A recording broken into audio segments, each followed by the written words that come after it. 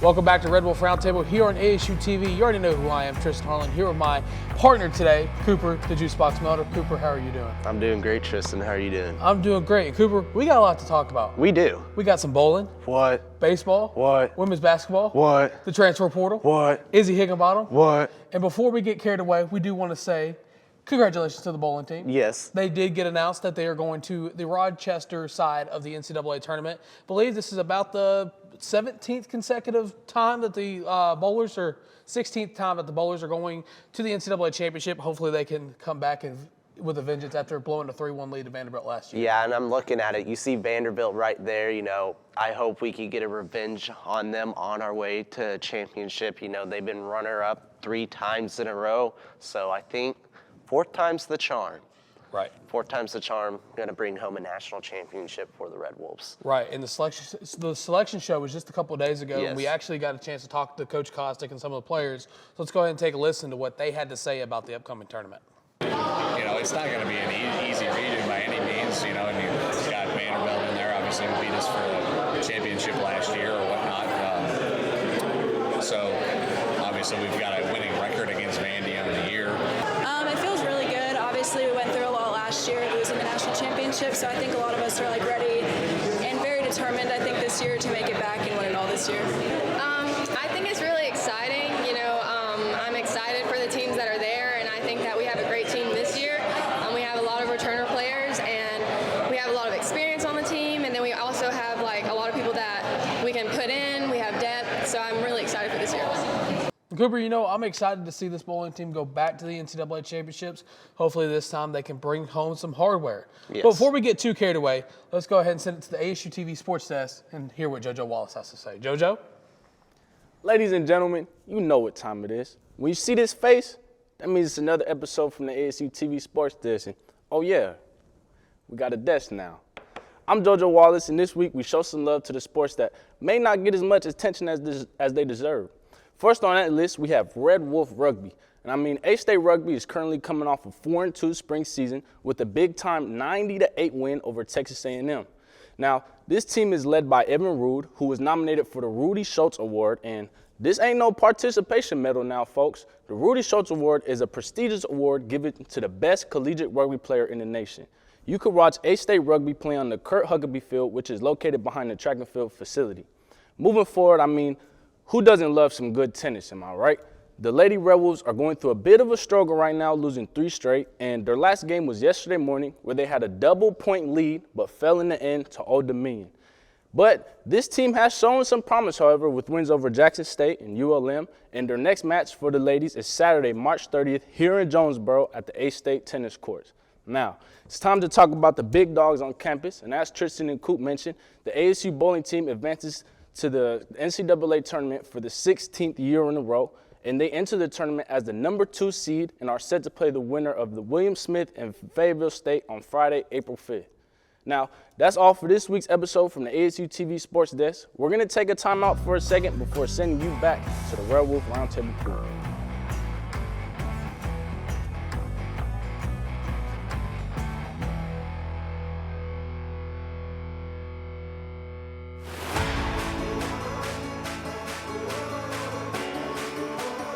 I think one of the things I learned at Arkansas State was life is 10% of what happens to you, 90% of how you respond to it, and that's just something that I live by. A-State is home, and they're going to treat you like you're a part of the family.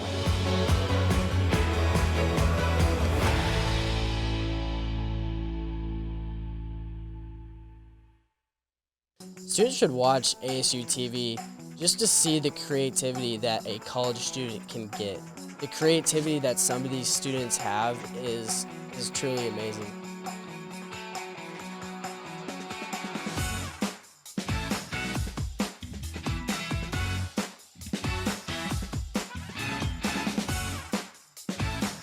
Getting that experience can really just take you further, and I feel like our program does that for a lot of students.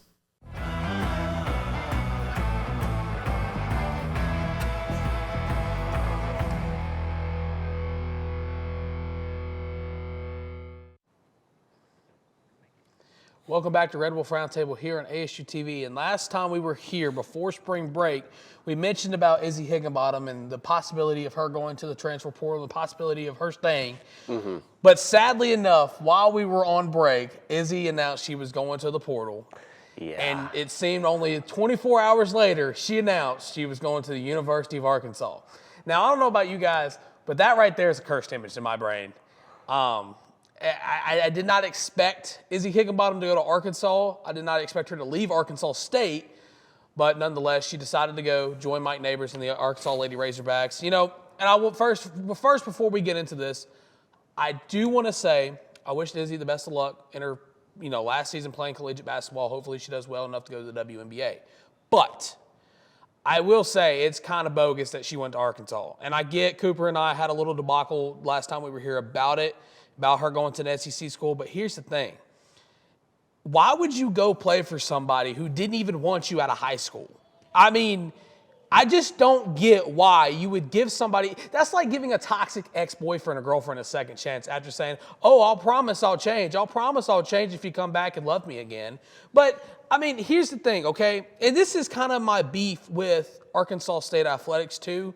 They do nothing to market the players. I mean, yeah, they market the teams, they market the coaches. But, I mean, how many times have you seen a current Arkansas State student athlete being profitable or being, kind of marketed as, a face of the brand to kind of get people into the stands? I mean, yeah, you see players on up next, games coming up next, graphics that you see all over boards like at the arena or at football. But, I mean, let's just look at Iowa for a second. Caitlin Clark, one of the best basketball players to ever grace the court, she's getting her own cereal boxes, own stuff like that. But Izzy Higginbottom, who's top 10 in the nation in scoring, she can't even get a lollipop with her name on it. I mean, people talk about team first, but why not talk about someone who's top 10 in scoring? And that's kind of where I see why players come to Arkansas State for a year, 2 years to hone their craft, and they go to bigger schools. Yeah, and the thing with Izzy Higginbottom, what she did at Arkansas State was historical. I mean, we might not see another player like that for the rest of the time we're here or in the next maybe 5 years in Arkansas State sports, because she was truly one of a kind. Every time you watched her, you knew something crazy was going to happen. She would have 15 in the first quarter, in the game with 35. It's just the type of player she is. But she's going to Arkansas now, which is a very interesting situation because they have lost a lot of key players. So Izzy might be able to go to Fayetteville and be that starting player, be a number one go-to option at a SEC school. So it will be really interesting because if she does end up going to the WNBA, us as Arkansas State need to take all the credit for that. Because without her coming here, because she started her career off in Missouri and then, didn't go as she wanted to, just not good. She comes back to home to Arkansas, comes to A-State, and basically got her name out there. And now it brings up a problem. What does Arkansas State need to do to keep players like that? Because we saw it happen with Norchad. He stayed here a couple of years. He got good, and then he left to Miami. And now we have another player kind of like Norchad, just a star player who's scoring 20-plus every game. They come here, but we can't keep them, and they end up going to a bigger school. Well, and the thing is like I said, I mean, it's no disrespect to Izzy. I mean, kind of a little bit of shady move to go to Arkansas, but I get it's your dream. Yeah. But Izzy was known to tell people that she wanted to go somewhere where her jersey can get retired in the rafters, and that's not going to happen in Arkansas. I mean, you're playing in a conference that, has a team like LSU who's been very dominant the past 2 seasons, and they look to continue that dominance. But for the flip side of the things, it really comes down to, okay, how does that leave Arkansas State? Where does that leave Coach Destiny Rogers? And I will kind of peel back the curtain a little bit. I did send Coach Rogers a message, not because of Izzy going to the portal, but just because of how the offseason is going as well. Just sent her a little bit of scripture and told her, hey, whatever happens, I'm here for you, Coach. Just to reach out, be very genuine with her. And, here's the thing, and this is what I kind of want to touch on. Yes, this affects the team, especially with everybody going into the portal like Izzy, Lauren, Maylin, but people were starting to say that they need to fire Coach Rogers, they need to get rid of Coach Rogers, and I don't think that's kind of the route to go. I get maybe there was a better candidate when Coach Rogers got hired that's now at a different school, but you got to look at what Coach Rogers is doing to this program. I mean, the Nets Ain't Free thing, for one. I was wearing a shirt the other day, and what Georgia Southern's head coach came up to me and asked me what that meant because he liked it. Don't know if they're going to incorporate it or not, but just wanted to throw that out there.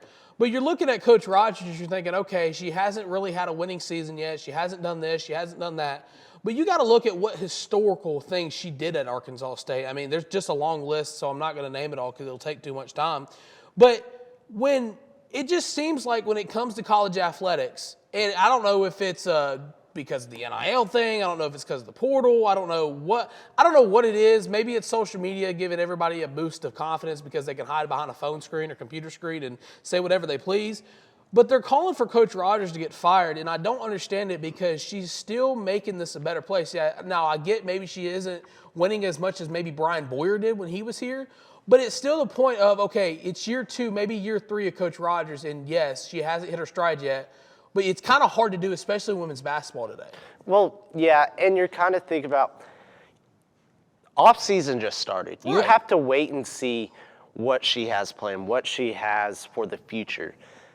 The transfer portal just opened. We could be getting transfers here in the next couple days or even weeks. You just have to let her give time because, the problem with Bellato, when he let Desi go to the transfer portal, let Nordstrad go to the transfer portal, he didn't bring anybody. He really just said, I'm just going to stick to the recruits. He didn't go attack the transfer portal. We've seen Coach Rogers already attack the transfer portal once before. She's going to do it again. She's going to have to do it. And, it's just going to be interesting to see who she's going to get because losing Lauren, losing Izzy, those are 2 players that are going to be tough to replace. Right.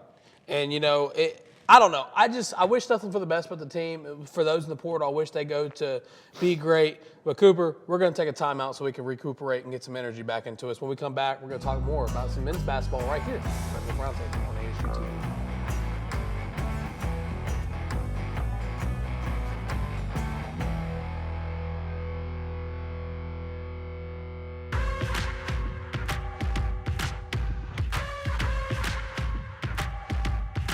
Say experience counts, it's experience that counts for a lifetime. Boxes, I cannot fit in the boxes. Stop it, quitting was never an option. Exhausted, this passion is never exhausted. And you cannot stop it, nah, you cannot stop it.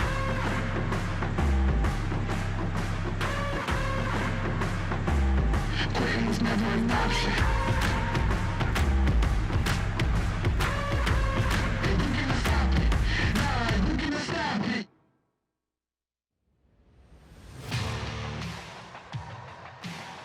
ASU-TV, covering all your favorite sports. From Red Wolf Roundtable to Westside football and more, ASU-TV has you covered. Tune in now to ASU-TV for news and coverage on these sports and more.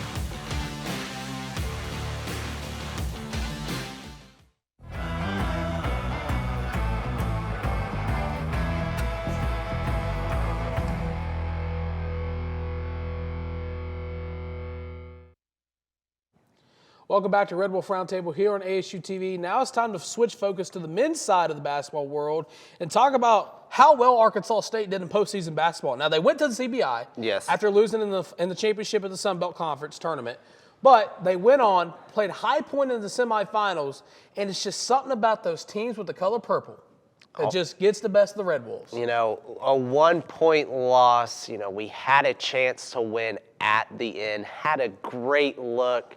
Just didn't go in, disappointing end, but nonetheless, it was a great year 1 for Coach Hodson.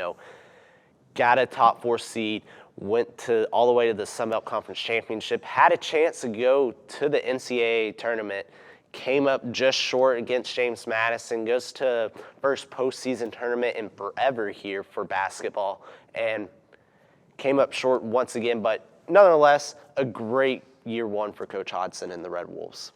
Right, Coach Hodson and the Red Wolves, they kind of did a lot of things that most people didn't think were possible in year one. But the thing that kind of irks me about that semifinal game is time was winding down. Taron Todd breaks loose from his man and takes a falling mid-range shot, and it doesn't go in. Now, I say that to say this. Do you guys understand how rare it is to see somebody take a mid-range shot nowadays in the game of basketball? Like, I saw some kind of graph, and it was comparing the 2001, 2002 NBA season to today's season, and there's not been one single mid-range shot that has been hit from outside of the arc or inside of the arc like there was back in the day. But moving on from that, Coach Hodson has been very active in kind of the transfer portal in the offseason, kind of getting new faces, kind of keeping some faces. But, just talking about some of those names that stayed, you got Terrence Ford, who we've talked about, who possibly should have been Sun Belt Conference Freshman of the Year. You got Isaiah Nelson, one of the best big men in the Sun Belt Conference. Taron Todd's still here. DeAndre Dominguez is still here. The Mayor of Bono, Avery Felts is still here. That's 5 right there. And not to mention that Arkansas State just got a big transfer from Ole Miss. And, Rashard Marshall, the stats don't necessarily align with being a big-time transfer, but anytime you get SEC caliber talent to come back to Arkansas State, it usually works well. Look at who we just talked about last segment. Yeah, and he was a 4-star out of Arkansas. He played his high school career in Arkansas. At Blytheville. Yep. Now, he went to Ole Miss. He didn't get the playing time he wanted, and he's coming back to Arkansas State where he'll have an immediate impact. And, speaking of Coach Hodson in the transfer portal, there's already been rumors that 2 former Razorbacks might be coming here. They have offers from him. Joseph Pinion, he entered his name, and a guy from Jacksonville, Devo Davis, has also had offers from Arkansas State. So they offered Devo? Yeah. Who's your source? Devo Davis posted on his Instagram of lists of schools that have offers, and Arkansas State's one of them. I heard Joseph Pinion may or may not be taking a visit here, but big day for the men's basketball team. Wow, that was not news I was expecting to hear. This really goes along the lines of we don't talk before the show starts. But just talking about the men's basketball team, yes, I would say they had a successful year one. Yes. They didn't win the CBI, but just comparing to the Bellato days, to the Hodson era, I would say Arkansas State, here's your plug of the day, has some unfinished business, if you know, you know. But just talking about this team, someone who graduated from the team, Caleb Fields, he's actually going to be playing 2K against Arkansas State's esports squad. Okay. And, myself as a sports producer here at ASU-TV may have my hands in some couple things, so you just have to stay tuned for that. But looking at this from the grand scheme of things, what does kind of the setup look like as of now? Because, we got some good talent, and also we're losing Julian Lewell to the portal. Now, again, if he wants to go to somewhere else and shoot 23s and only make 2, that's fine. But just looking at this, what do you think year 2 under Brian Hodson is going to look like for the Red Wolves? If it's now year 2, I feel like is going to be one of his toughest years because you're not going to have, the veteran leadership with Caleb Fields. It's really going to be his first year with almost all the players he really wants, if that makes sense. He's really kind of getting settled in, getting the pieces, the parts that he wants for his team. So I feel like anything less than a 4 seed next year is going to be a quote unquote disappointment, I would say. I feel like people are going to expect the Red Wolves to be one of the top 2 teams in the Sun Belt, if not number 2, number 1. So it's going to be very interesting to see if he can really keep the live and die by the 3 style of play going into year 2. Well, some good news for the Arkansas State fan base and the Arkansas State men's basketball team is James Madison has completely imploded from the inside out. Their head coach went to Vandy. Yes. And now it seems like all their players are entering the portal, kind of similar to what this team did and they did announce a new head coach today. But I'll be interested to see if a lot of that talent that is in the portal leaves or if they come back, kind of similar to what happened here at Arkansas State when Brian Hodson was hired. But my biggest thing is with this team, of course, my biggest kind of question mark is going to be the production of Terrence Ford Jr. I mean, we talked about him being the freshman of the year when he was freshman and played a lot, but he got hurt this past season, redshirted, and, his name really wasn't popping up as much because, he was hurt, did get redshirted, but I'm excited to see if kind of that production is still going to be there and that kind of relationship with Isaiah Nelson that he had his freshman year is still going to be there as well. Well, if he could stay healthy and put in the work, he could have a very big role. He could be that PG1 coming into the start of next year. If he steps up and plays the right way, he could be starting point guard for the Red Wolves next year.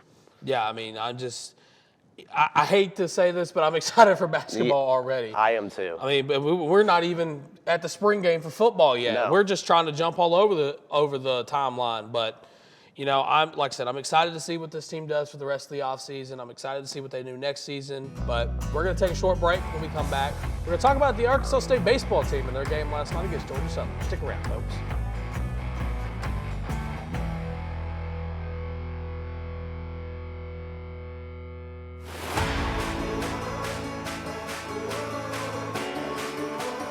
I think one of the things I learned at Arkansas State was life is 10% of what happens to you, 90% of how you respond to it, and that's just something that I live by. A-State is home, and they're going to treat you like you're a part of the family.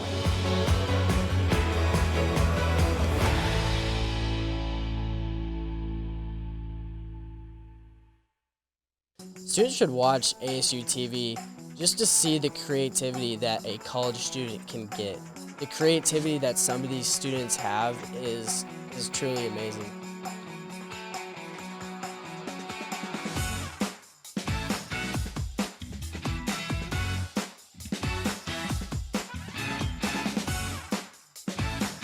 Getting that experience can really just take you further, and I feel like our program does that for a lot of students.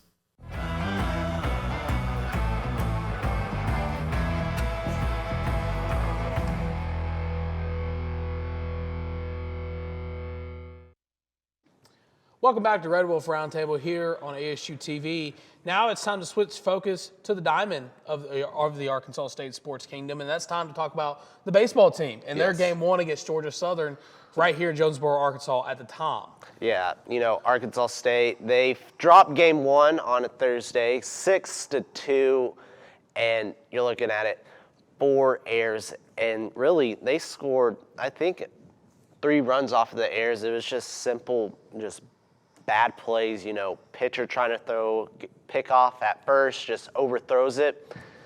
And then, you have a guy from second, goes home, scores. It's just the Red Wolves that were once 9-0 and we were all high and mighty have came back down to earth, and, they really haven't been playing good baseball the past couple weeks. Yeah, the team went 9-0, and then they started playing actual competition, and, you've seen the struggles.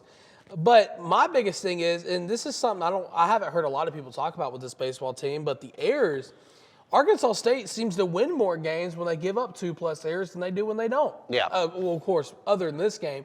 But looking at this team, where they stand today, of course, they got game 2 against Georgia Southern later tonight at the time at 6 p.m. live on ESPN+. Nice transition, Mr. Sullivan. But there it is. If only we had more of that, we'd be a winning program. But the biggest thing with this team that's gone wrong is the pitching. I mean, we talked about it last season too. The pitching woes at Arkansas State. Of course, we thought the solution was going to be to fire Alan Dunn. And now we got Peyton Trawick, former D2 national champion. And he's here at the time at Arkansas State, and he's got Arlen Butts and people like that. And Jake Henry Williams throws so many balls in the dirt, you got to call PETA because they're killing worms. Dang.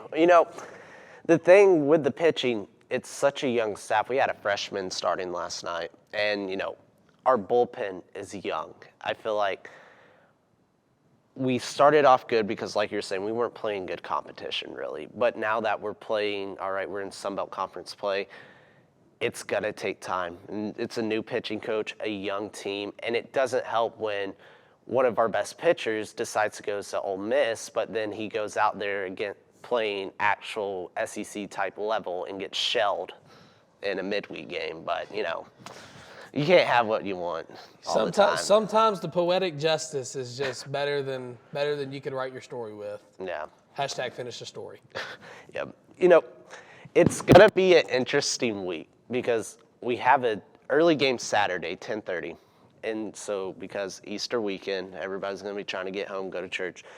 So we have new pitchers. It's just going to be we can win last night's game if we bring in the runs. We had a guy on second and third, 1 out, strike out, get thrown out at home. It's just everything went wrong last night.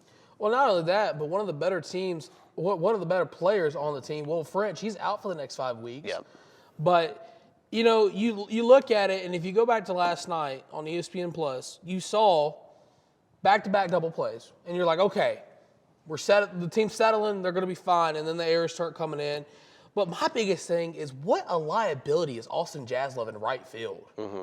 I mean, how many times has that ball gone to right field or gone to the warning track, and Austin Jaslove is just looking up at it like he's trying to watch the airplane go by in the sky? Well, my thing about it is we've seen many mental errors out in the outfielders. I'm honestly wondering when it gets to the night at the Tom, if the way the lights are set up in the stadium, if the ball's getting lost in the lights when they're looking up, because it's not only Austin Jaslove, it's multiple players out in the outfield, just, you know, a routine pop fly, and they can't find the ball. So maybe it has to do something with the lights at the top, or, you know, they're not getting a good read off the bat. Right. So looking at this team from their kind of issues and their kind of red flags, where do you think the improvements can start for this team? It's going to have to be the bullpen, because if your starters aren't able to go more than 3 innings, you're relying on your bullpen to, you know, pick up the last 6 innings. And we saw it last night. Starter, you know, he got 3 runs scored on him. Not too bad. We got it 3-2, and then we go into the bullpen and they give up 3 runs. And when your bats are dead, you can't come back when you're down 6-2. Right. I'll be interested to see kind of what goes on tonight, because pitching tonight will be Yelly Vanderlely. He seems to kind of take the role of Kyler Carmack and be in the kind of #1 pitcher on the pitching staff for Arkansas State. But, you know, I hope to see Arkansas State win tonight, but I wouldn't be surprised to see Georgia Southern take game 2 and win the series. But real quick, before we get too carried away, we're going to go ahead and throw it back to the ASU-TV sports desk and catch back up with JoJo Wallace. JoJo, how you think the baseball team's going? Welcome back to the ASU-TV sports desk. We want to remind you that the next A-State bowling match is April 5th, where they play the winner of William Smith and Fayetteville State in the NCAA tournament. Redwood Baseball also plays tonight against Georgia Southern here at 6 p.m. in Jonesboro. You can watch on ESPN and listen to Matt Stoltz on the Ticket Sports Radio Network. We can't forget about our buddies on the A-State esports team. The Redwoods are championship-bound in valor, and the Rocky League advances to the semifinal after beating the University of Alabama Huntsville. You can stream these teams' games at twitchtv.arkansas/Arkansas State. And I'm JoJo Wallace, wrapping things up from here at the ASU-TV Sports Desk. Cooper, with Easter this coming Sunday, what's your favorite thing about Easter? Is it Easter? the church service? Is it the food after? What is it about Easter? You know, it's all about my very good friend of mine, Jesus. It's all about him. That's the best part about Easter. That's why we celebrate. But, you know, speaking of Easter, what's your favorite Easter candy? My favorite Easter candy's got to be the Reese's eggs. Okay. Reese's eggs. I love Reese's eggs. But, you know, at least we're not like Easton John, our producer, who likes Peeps. So, you know.